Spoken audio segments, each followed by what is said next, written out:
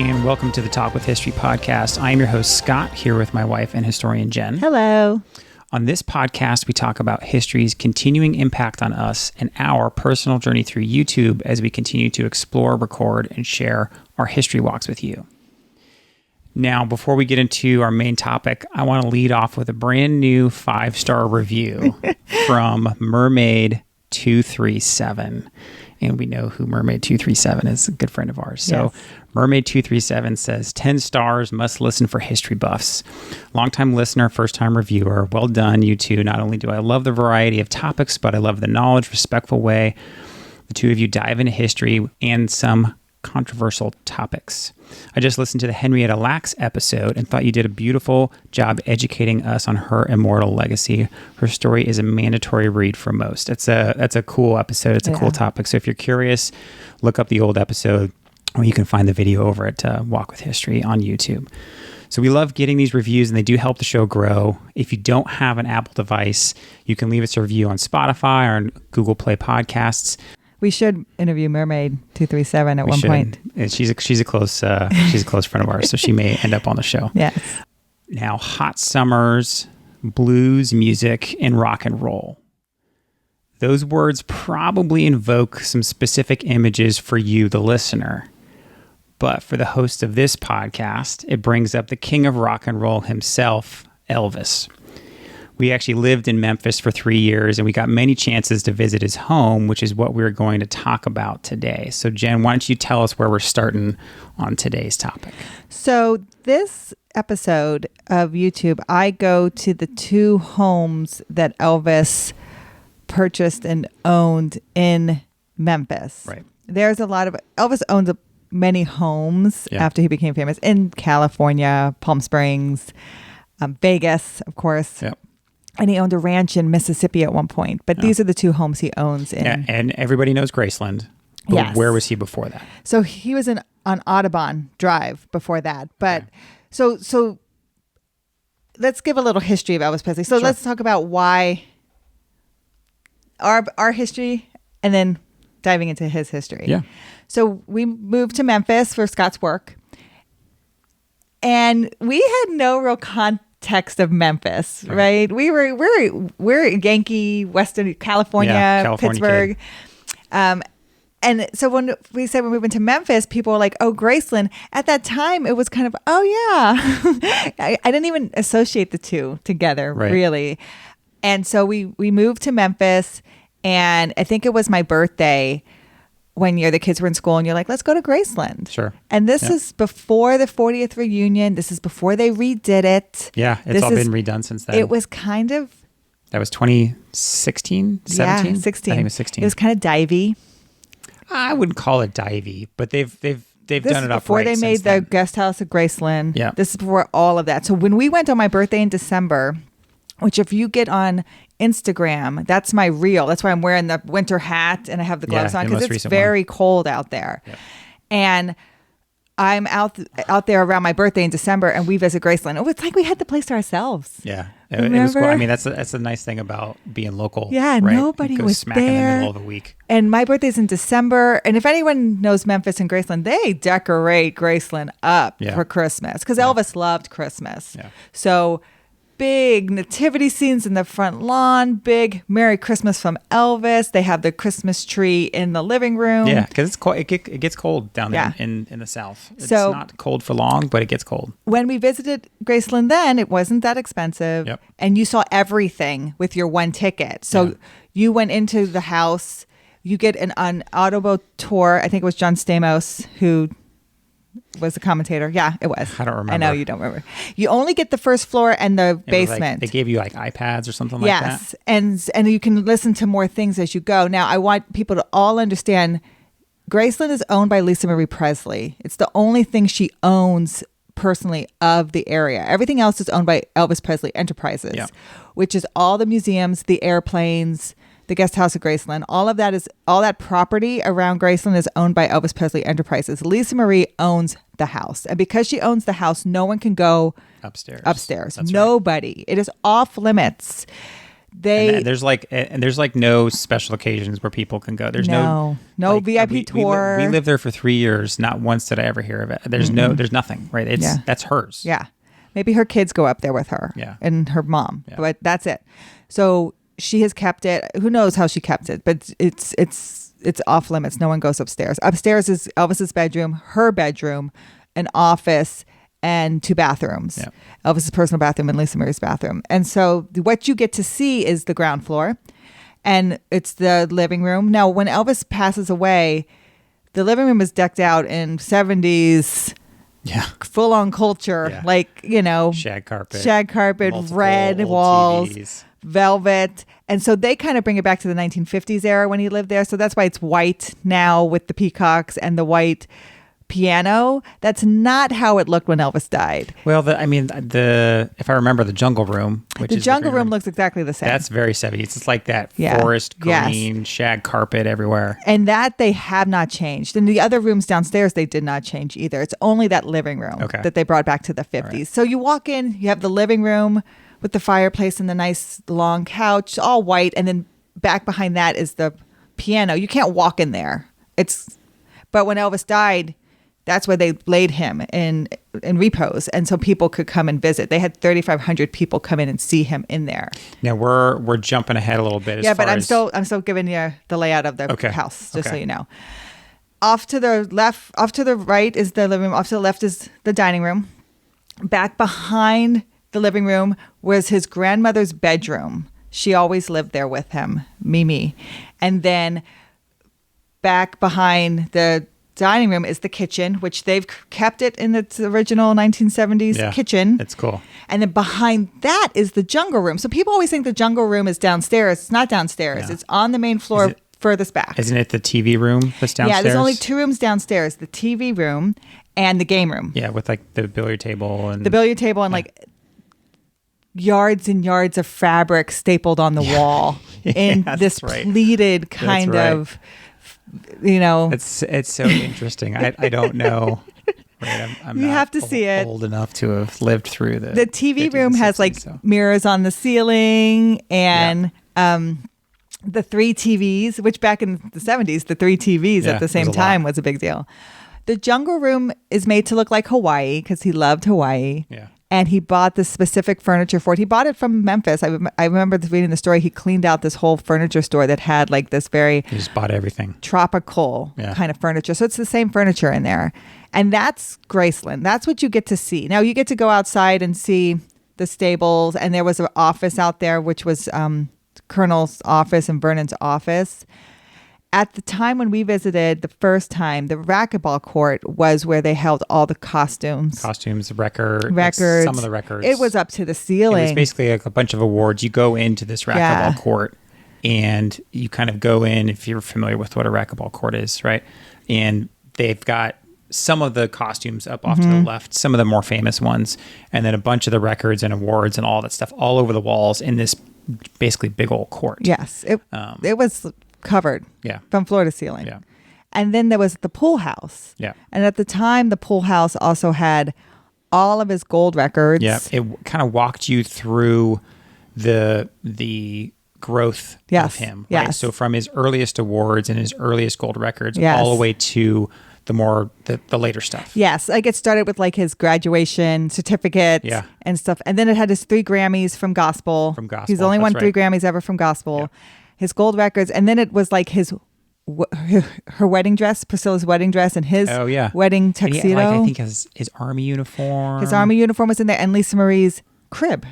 Oh, I forgot about that. Was in there. Okay. So everything was in Graceland. Yeah. And so this was before the 40th anniversary of his death. Now we saw all the change. Yeah.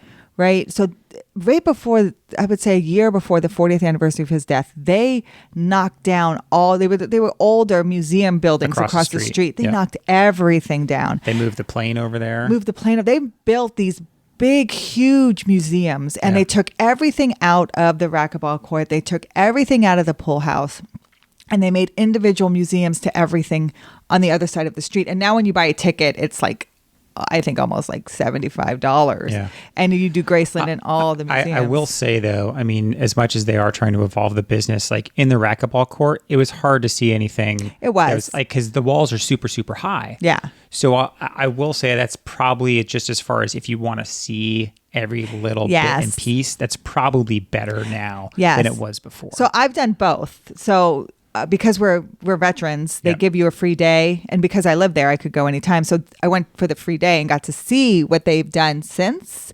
And it does tell a better story. Does it? Because there's a whole museum to Tupelo, which is where he's born and where he grows up. That. There's a whole museum to his costumes alone. There's a whole museum to his military career alone. So you're allowed to bring out all of these artifacts. Yeah, that's cool. That you couldn't have shown before because you didn't have the space for them. Yeah. And tell a much bigger story, which if you're an Elvis fan, and then they have like a whole I remember we had a hard time finding a place to eat that first time. Well, now they have this huge place that serves all of Elvis's favorite foods, and they almost make it look like a street in the 1950s that you can walk down, so you can go in the other museums. Yeah, I never went. I only went that first time. Yeah. I had actually gone in college. Yes. So it's funny because I went right after I graduated college. I drove cross country with my best friend from high school, Mike, and so we drove cross country, and one of the places we stopped was at Graceland. We were just like, even in 2004, right? Yes. Well, long before social media and all that stuff, like we knew Graceland. And so we did the same exact tour that you and I did in 2016. Same exact, like nothing had changed in 12 years, except that what we had wasn't iPads. It was like the old school audio players with like the old dirty foam, your phones or whatever like that. But it was exactly the same. Yes. So I think Graceland opened in 1982, and I'll get into the history of all of it, but so it's really since 1982 until 2016. Yeah. Things hadn't really been changed. And like they had a Heartbreak Hotel and it was run down, and they had these museums and they were run down. Well, no, the 40th anniversary, boom, like they built this guest house at Graceland, and we've been there. And it's amazing. Yeah, they've recreated Graceland bigger for you, like the staircase and there's some crazy chandelier in there. The chandelier that he had bought and stored. Yes, because he couldn't actually hang it in his real hallway in Graceland. It was too big. Yeah. So they recreate the hallway in Graceland, but bigger to hang that chandelier. So you can actually walk up the steps, because you can't do it in Graceland, but you can walk up the steps at the guest house at Graceland with the chandelier. That's pretty neat. And they did all those other museums. So then I was there for the 40th anniversary, remember? So I have this connection to Elvis Presley. I was born the year he died. So I'm born in 1977, and I'm born in December of 77. So technically I was alive when Elvis was alive. So my 40th birthday falls in the same year, the 40th anniversary of Elvis Presley. That was 2017. So I went out there in August. That's why I got this T-shirt. And I went out there in August with a couple friends of mine to see what was it all about, this candlelight vigil. So Elvis Week in Memphis is Elvis on the radio nonstop. Is it August or August 16th? I thought it was October. No, it's August 16th. He dies August 16th. Right. So it's the whole week. And then we went out there that night. So August 15th to the 16th. And they have Elvis Week every year. This wasn't just for the 40th. Yeah. It's every year. And so usually Graceland and Memphis in general sees a lot of people that are just mega Elvis fans, young and old, right? And they come in for that week. So that's a big week already. It's a big, and they do a bunch of specials, presentations. The Memphis Mafia will talk. Priscilla, sometimes she comes in, sometimes she doesn't. This year they did. Lisa Marie, same thing. Yeah. And I went out there for it, and they shut down Elvis Presley Boulevard. Now, when Elvis bought Graceland, it's not called Elvis Presley Boulevard. It's called Highway 51, Route 51, then Highway 51, then Elvis Presley Boulevard. So they shut it down. They block it off in front of Graceland, because the road, if you ever go to Graceland, the road is right.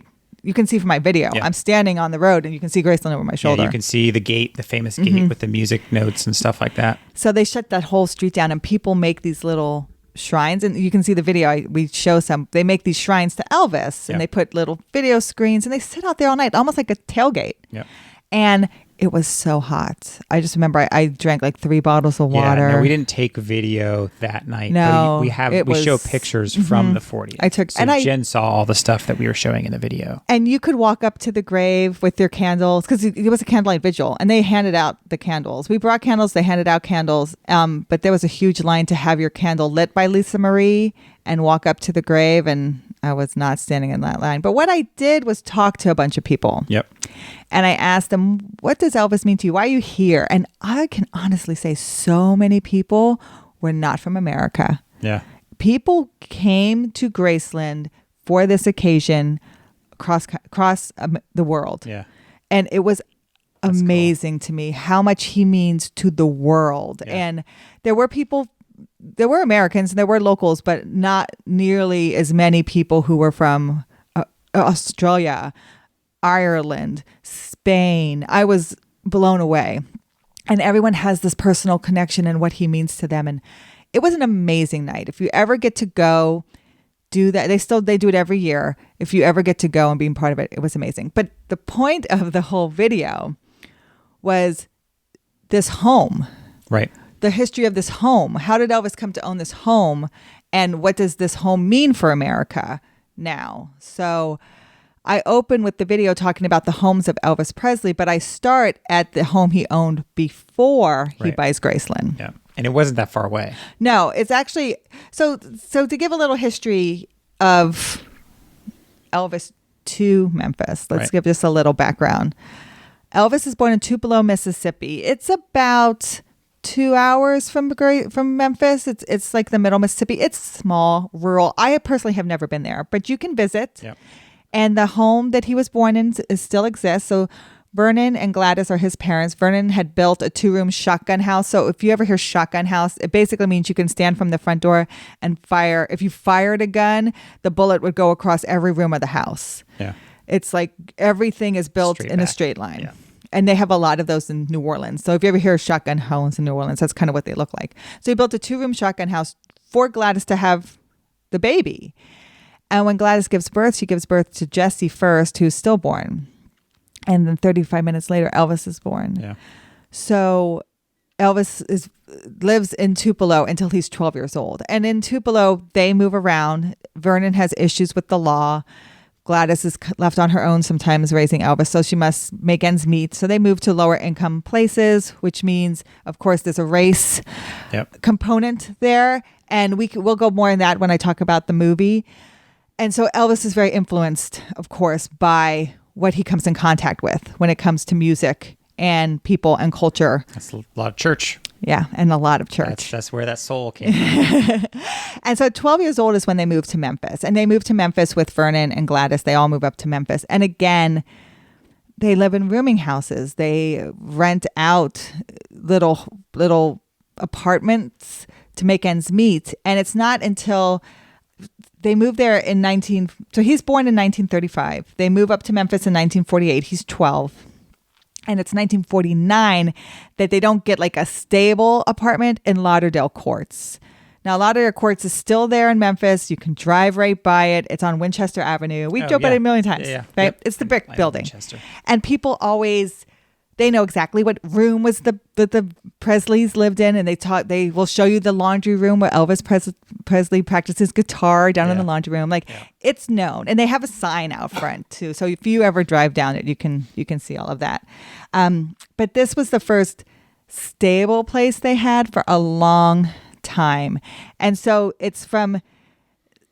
they move around again. And in 1956 is when, after Elvis has recorded, he started to record for Sun Studios. He started to make some money with That's All Right Mama. He started to make some money by touring, and he's able to purchase a home. So their first purchased home is at 1034 Audubon Drive. Yeah, and so that's where our video starts. Mm-hmm. So our video isn't really talking too much about his youth. It's not like his entire life. Because that would be multiple videos. Sure. And so we start the video off at his first home that he purchases after he's already had some success. He's not quite famous.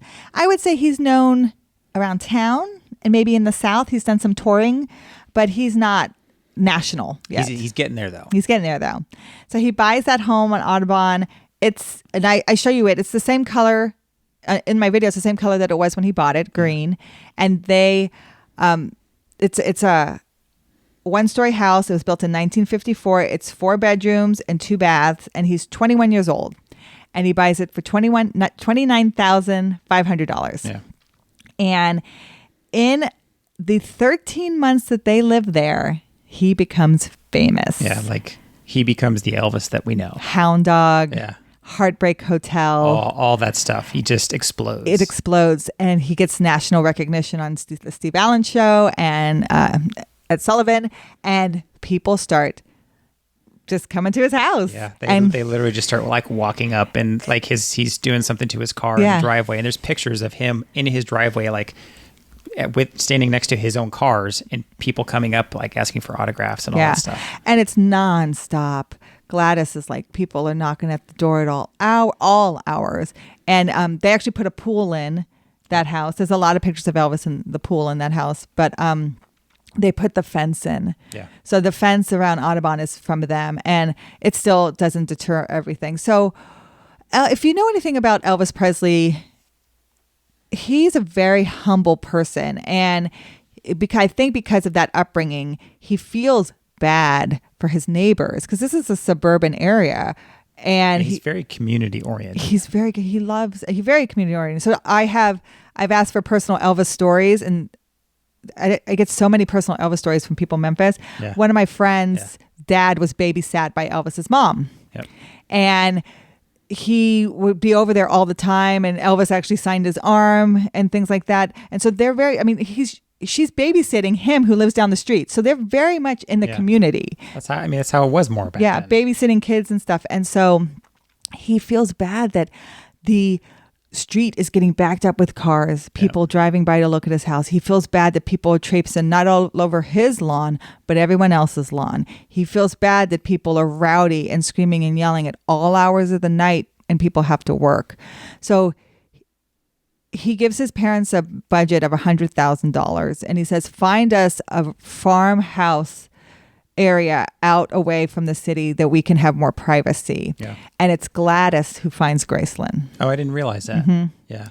Yeah. So it's 13 months later that it's 1957. So if they move in March of 1956, then 1957, he gives them that $1,000, and they find Graceland and they purchase it. So it's basically like a year, March 19th, 1957 for $102,500. Oh, wow. So they put the Audubon house down, and then they on for the payment, and then they pay the rest in cash. Yep. So it's basically like the Audubon by that time is worth about 40, and then he puts like the 62 in cash. And it's interesting because the people who lived in Graceland at the time, and we'll go into that, actually buy the Audubon house because they know, because they kind of like Elvis, we right? know this kid is becoming kind of famous, and not becoming. He was like. He was now famous. Yeah, and it might be significant to own this home. Yeah. And I know the Audubon house at times, I don't know, recently, you could rent it. You could Airbnb it. Oh, I didn't know that. You could stay there. That's kind of cool. So people have known the money, the marketing part of it. And one of the cool things about when I was making the video too is you can find older pictures of Graceland kind of before Elvis moved in. So it was a bit more farmland. Yeah. So when they got it. When they purchase it in 1957, it is 4 miles from the Mississippi border. So you have to realize Memphis is really close to the border. Yeah. It's close to Mississippi. It's close to Arkansas. Like you're right in the corner. So it's it's south of Memphis. So it's 4 miles from the border. It was 13.8 acres. Yep. And I'll talk more about this in the movie. They do a really good job in the movie of showing you how rural it was at the time. It is a 10,266 square foot mansion. It was built in 1939.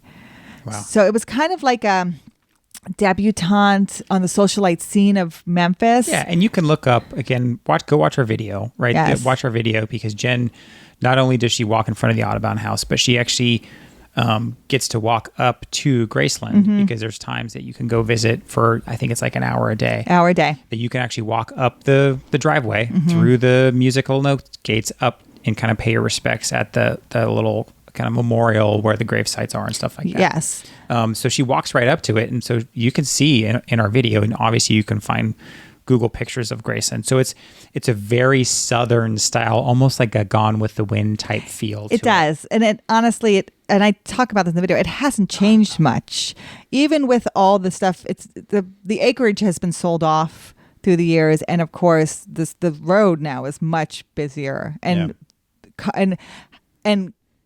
neighborhoods have been built up around it. It is not rural anymore. Yeah. I've done a 5K through there. It is houses everywhere.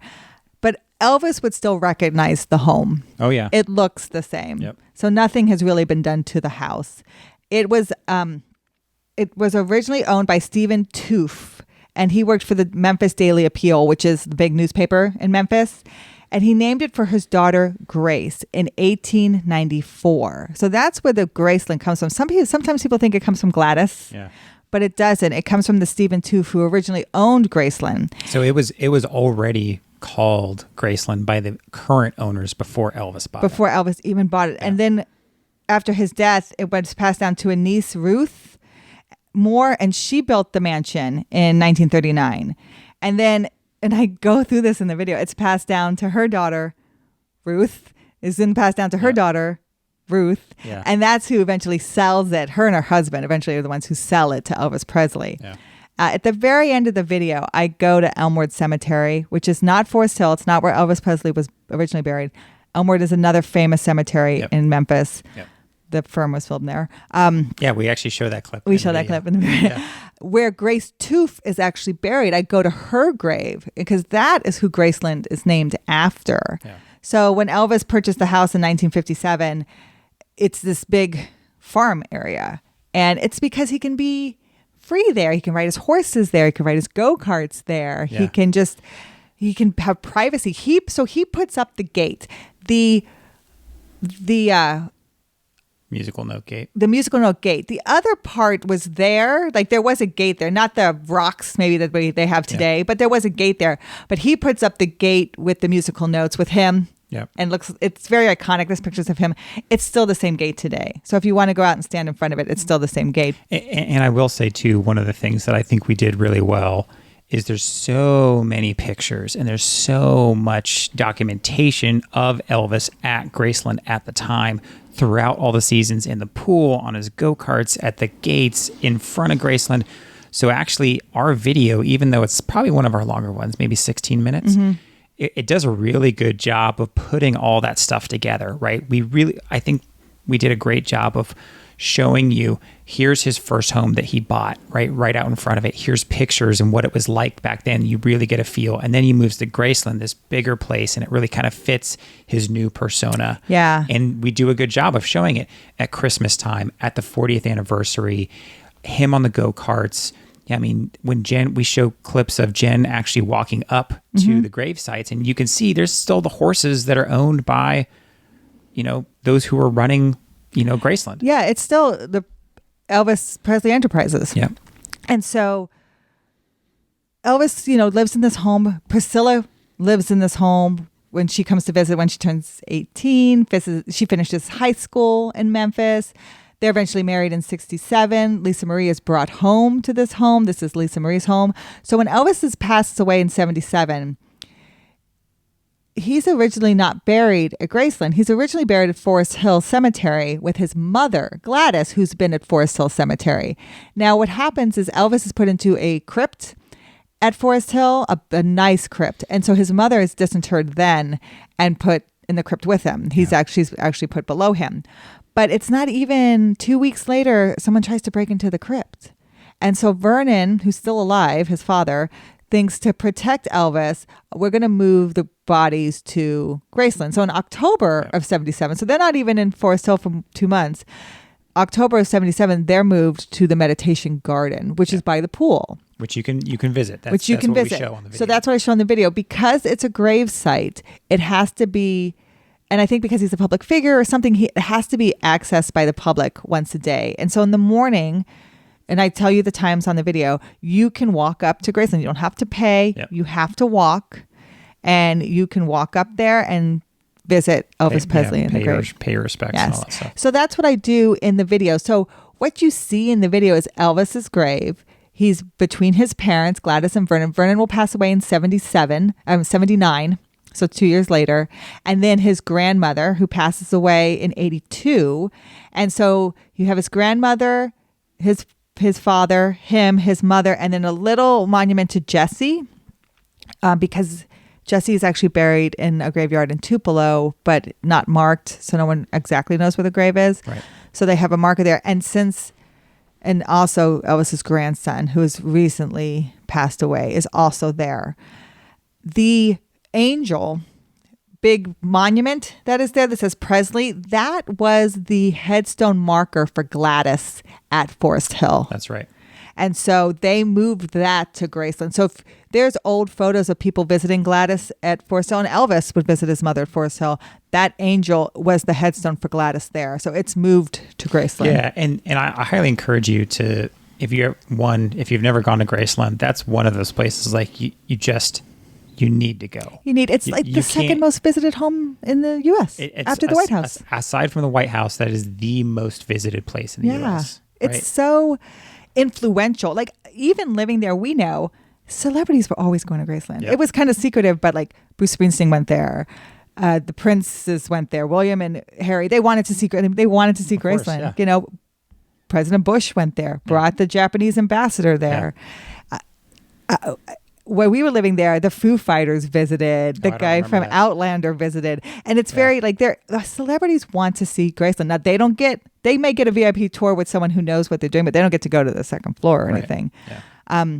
But it's such an influencer. And even when when you and I lived there, Mick Jagger came. Oh, I don't remember that. Yes, and he wanted to go to Sun Studio too. Yeah. So most people will do both because they want to see that studio, right? And you can still record there. Started recording. Yeah. U2 makes a whole album from Sun Studio, and so this influence of music, people want to see Graceland. So it was important for us to do and to show and to talk about the other home and this home, and this will be Elvis's forever home.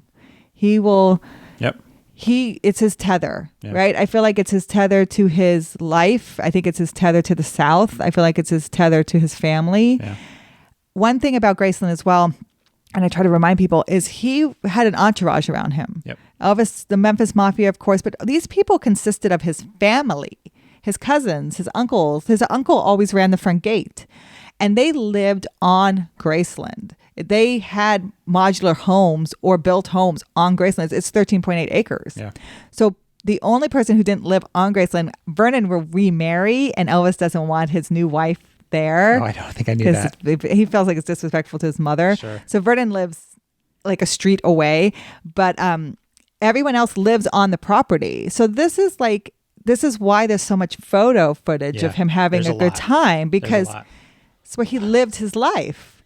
And it's just so, to me, I just loved being there. I loved that it's preserved for us. I love that you can go and see how much what they see when they're there and how they feel. So it was just very cool. It's pretty cool. Again, I encourage you to go watch the video. I think we do a really, really good job of showing you as much as you can of putting so much that Elvis did during his time, from kind of when he first bought his home to when he passed, and then even the 40th anniversary of his death, which was really cool. We show some pictures from that. So I really encourage you, one, to watch the video, and if you ever are passing by the Memphis area, you have to stop at Graceland. It's amazing. So Elvis is not just an American icon, but he's a symbol for what a shooting star truly is. However, he always stayed true to his roots and his home of Memphis, Tennessee, which is one of the reasons we enjoyed walking in his footsteps so much. So thank you for listening to the Talk with History podcast, and please reach out to us at our website, talkwithhistory.com. But more importantly, if you know someone else that might enjoy this podcast, please share this with them, especially if you think that today's topic would interest a friend. Shoot them a text and tell them to look up the Talk with History podcast, because we rely on you, our community, to grow, and we appreciate you all every day. We'll talk to you next time. Thank you.